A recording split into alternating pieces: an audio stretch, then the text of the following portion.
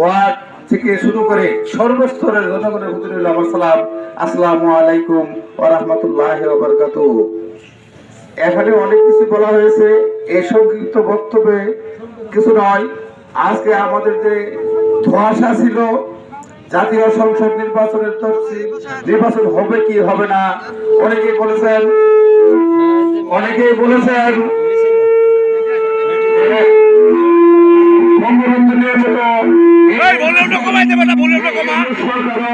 হয়তো নির্বাচন দেবে না।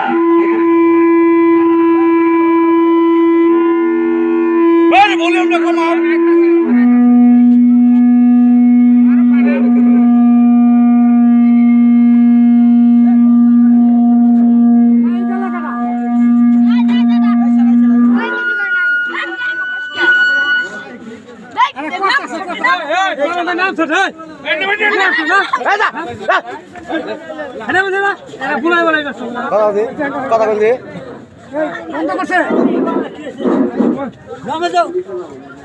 তোমরা জুয়া পাও না কোনটাকে মাছটা ভুলে নামালিতে হয়ে যায়। যেহেতু জনগণের ভিতরে একটি বিভ্রান্ত ছিল যে এই সরকার হয়তো নির্বাচন দেবে না, উনি রাষ্ট্র পরিচালনা করবেন, কিন্তু সেই ঘোষণা আজ কেটে গিয়েছে।